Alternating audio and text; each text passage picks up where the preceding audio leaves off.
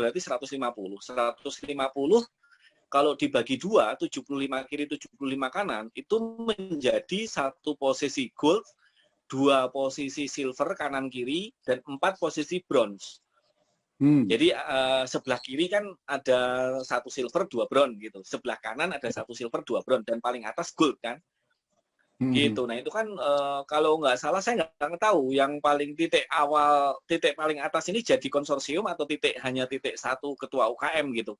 Karena sempat ada wacana kalau titik paling atas ini adalah titik konsorsium. Jadi dibuka, di bawahnya adalah seluruh anggota UKM, sehingga posisi yang tercapai di paling atas itu pemasukan untuk UKM lagi gitu. Makanya nah setiap UKM itu dikasih ini celengan kenceleng, dikasih celengan kenceleng yang mereka penjual mie ayam, bakso, soto, pecel lele, nasi goreng dan sebagainya itu hanya diajak disiplin untuk memasukkan uang 1 piring jualan mereka gitu, 13.000 ke celengan ini setiap hari gitu. Jadi setiap hari terkumpul dengan celengan kenceleng ini 1 bulan 400.000 mereka bisa setorkan ke virtual account masing-masing. Ya, itu berarti kencelengan ini dipegang sendiri-sendiri masing-masing atau ada koordinatornya, Pak? Sendiri-sendiri. Di setiap gerobaknya masing-masing memang sengaja dipasangin kenceleng. Masing-masing gitu. Ya? Iya. Berarti mereka harus disiplin setiap hari, sehari-hari. Adakah yang ngontrol, misalkan mungkin kan mereka ada yang lupa gitu kan? Ya itu menjadi tanggung jawab masing-masing. Maksudnya di UKM tersebut dibahas kalau seandainya mereka mau nyicil setiap hari 13.000, anggap aja 15.000 lah. Kayak anggap aja di sini ini namanya kan celengan sedekah gitu. Tapi kan ya celengan sedekah, mereka sedekah 15.000 sehari kan sebenarnya tidak akan mengganggu stabilitas dagangan mereka. Tapi kalau sebulan langsung bayar 400 biasanya mungkin kerasa. Tapi kalau anggap aja 1 piring penglaris mereka setiap hari masuk dulu ke celengan, 1 piring pertama yang terjual masuk ke celengan, nah itu benar-benar bisa lebih stabil nanti. Kalau masalah nanti ada beberapa yang nggak rutin, terus akhirnya 1 bulan mesti nambah karena kok di celengan cuma ada 200.000, nah ini kan tanggung jawab mereka masing-masing gitu. Tapi intinya ini salah satu ide yang kemarin sempat muncul. Jadi ada kepala UKM bergabung, terus mengajak rapat anggota UKM-nya. Beliau ngomong dengan lantang, ya selama ini kita kalau rapat kan membicarakan bagaimana UKM ini berkembang, maju, ada inovasi produk, kemudian sistem market pemasarannya, ada ide-ide tertentu gitu. Tapi tidak ada pendidikan edukasi tentang pengelolaan keuangan gitu. Nah makanya tepatnya adalah Bistar masuk. Ketika Bistar masuk ini mereka terima sebagai dari penghasilan yang kita dapatkan kan bisa dikelola menjadi tabungan masa depan juga. Bahkan kalau Bistar ini kan jaminannya adalah jaminan income protection atau jaminan nafkah kan. Karena para UKM ini otomatis kan pencari nafkah. Lah kalau UKM ini si pencari nafkah meninggal kan UKM nggak mungkin gaji anggotanya tiap bulan. Gitu. Makanya dengan gabung di Bistar, kalau beberapa tahun ke depan amit-amit memang ada rencana Tuhan, kita nggak pernah tahu yang namanya meninggal itu kan sebuah kepastian, hanya nggak pernah tahu kapan. Nah ini kalau ada anggota UKM meninggal kan santunan dari UKM cuma sekali misalnya. Tapi dengan bergabung di Bistar kan ada income protection, kalau sampai klaimnya lancar, memenuhi syarat, keluarganya kan masih pada terima nafkah dari Bhinneka Life. Nah ini makanya ini cuma salah satu ide yang teman-teman bisa edukasi ke kelompok-kelompok masyarakat di sekitar. Tidak harus selalu mengandalkan UKM, tapi koperasi-koperasi bisa. Atau UKM pun kalau tadi saya bicara sama Mas Agun, bisa aja pendekatan perorangan, nggak apa-apa. Pendekatan perorangan ke penjual inilah, penjual itulah. Ajarkan secara disiplin bahwa mereka hanya dengan bantuan kenceleng saja bisa memiliki tabungan, alat tabungan pegawai negeri. Gitu. Ini keren sebenarnya. Ini akan membuat makin luar biasa nanti Bistar. Ya, sepakat. Sebetulnya itu sudah pernah terjadi juga di perusahaan sebelumnya. Jadi ini sangat tepat buat orang-orang yang tidak memiliki pendapatan tetap, ya, seperti orang-orang pasar, pedagang pasar. kalau mereka sebetulnya 400.000 itu kecil buat mereka, tapi untuk sekaligus bayar, nah itu yang membuat mereka juga jadi keberatan.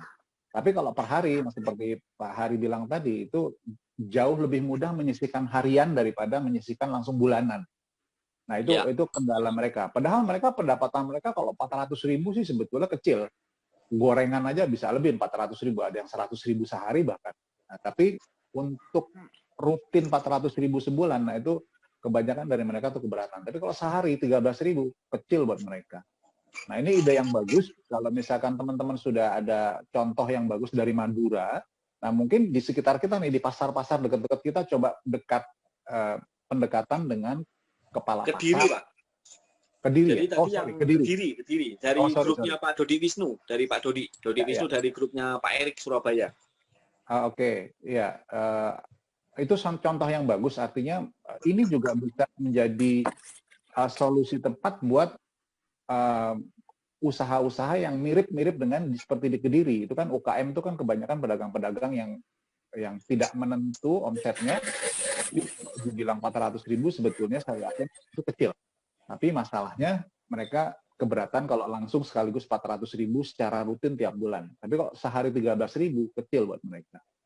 Nah ini coba ini bisa jadi inspirasi buat teman-teman juga untuk pendekatan ke pasar-pasar yang terdekat dulu deh. Itu mungkin bisa menjadi solusi yang sangat tepat buat mereka gitu. Nah nanti gini Pak Basis, bantu saya karena saya kemarin sempat menghubungi Bu Titi. Kita sebenarnya mau sistem canvassing, Pak. Canvassing itu ya tadi kita akan masuk ke pedagang-pedagang, termasuk ke pasar-pasar untuk edukasi program Bistar. Tapi kendalanya adalah kita ini butuh name tag, Pak. Butuh kartu nama, kartu identitas. Jadi flyer biasanya ada kalau dari tugas PLN, petugas PDAM dan sebagainya itu kan kalau berkunjung ke rumah-rumah dia pakai ini apa ya? Nah, ini ya, Pak ya. Pak Samsul tuh, Pak Samsul tuh. Ini, Pak. Nah, seperti itu. Jadi itu kalau bisa diusahakan, Pak, gitu. Saya kemarin sempat diskusikan dengan Bu Titi, tapi katanya kalau tulisannya Bhinneka Life kemungkinan besar tidak memungkinkan saat ini. Tapi kalau tulisannya Bistar itu bisa, Pak. Jadi tali, tahu kan ya, tali kalung tali atau yang tarikan juga nggak apa-apa. Tapi yang terpenting adalah ininya, kartu ID-nya. Ada foto dan ada nama. Iya, nah itu nanti kelihatan lebih resmi. Jadi ketika kita masuk ke toko-toko, masuk ke pedagang-pedagang pasar itu dengan pakaian kita memang juga pakaiannya nggak boleh sembarangan. Pakaiannya harus memang pakaian rapi gitu. Kayak sales motor, sales mobil itu kan rapi-rapi itu. Kayak orang-orang leasing gitu. Pak Febri pernah buat desain name tag atau name card gitu, hampir sama kan bentuknya gitu. Nah itu coba mungkin bisa dipakai karena memang ketentuan dari Bhinneka Life itu tidak boleh menggunakan nama Bhinneka Life untuk ke publik. Jadi kita membawa nama Bistar gitu Pak. Tapi kalau misalkan di dalam presentasinya kita tetap memperkenalkan Bhinneka Life, tapi di dalam ID tanda pengenal atau kartu nama itu nggak boleh ada Bhinneka Life, memang tentunya. Nah mungkin didesain seperti yang Pak Febri buat Pak, itu kalau nggak salah ada di Dropbox-nya Pak Febri yang pernah dikirim, itu ada desain foto sama kode dari atau logo daripada Bistar gitu. Nah mungkin bisa dimodifikasi. Nah mungkin nggak tahu saya apakah bisa buat dalam jumlah nggak terlalu banyak atau harus banyak. Nah atau kalau harus banyak nanti kita coba sounding juga kepada yang lain apakah ini bisa digabungkan gitu Pak.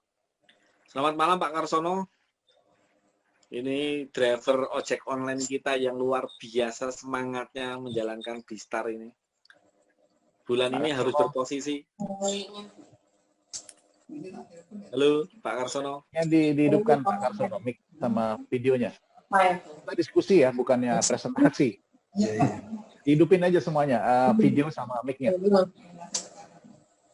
Oke, teman-teman kalau misalkan ada pertanyaan atau ada yang mau didiskusikan sebelum kita mulai, silakan diajukan dulu agar kita coba sama-sama pecahkan atau sama-sama kita coba bantu gitu. Adakah pertanyaan yang mungkin selama ini masih mengganjal atau masih ada hal yang pertanyaan yang belum bisa terjawab?